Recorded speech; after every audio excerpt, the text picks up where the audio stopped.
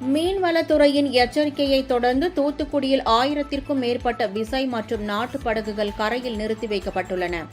இந்திய வானிலை ஆய்வு மையம் வெளியிட்டுள்ள அறிக்கை ஒன்றில் ஏப்ரல் மாதம் 10 மற்றும் 11 ஆகிய தேதிகளில் தமிழகத்தின் தென் கடலோர பகுதிகளான குமரி மற்றும் மன்னார் வளைகுடா கடல் பகுதிகளில் சுமார் 55 கிலோமீட்டர் வேகத்தில் அவ்வப்போது காற்று வீசக்கூடும் எனவும், தொடர்ச்சியாக 35 கிலோமீட்டர் முதல் 45 கிலோமீட்டர் வரை காற்று வீசும் என்பதால் மீனவர்கள் யாரும் கடலுக்கு மீன்பிடிக்க செல்ல வேண்டாம் எனவும் எச்சரிக்கை விடுக்கப்பட்டுள்ளது.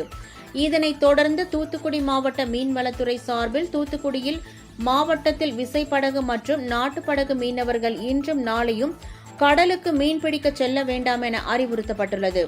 இதன் காரணமாக தூத்துக்குடி மாவட்டத்தில் வேம்பார் முதல் பெரியதாழை வரை சுமார் 500க்கும் மேற்பட்ட விசைப்படகுகள், 1000க்கும் மேற்பட்ட நாட்டு படகு மற்றும் பைபர் படகுகள் மீன்பிடி துறைமுகங்களில் நிறுத்தி வைக்கப்பட்டுள்ளன. இதன் காரணமாக மீனவர்களின் வாழ்வாதாரம் பாதிக்கப்பட்டுள்ளது.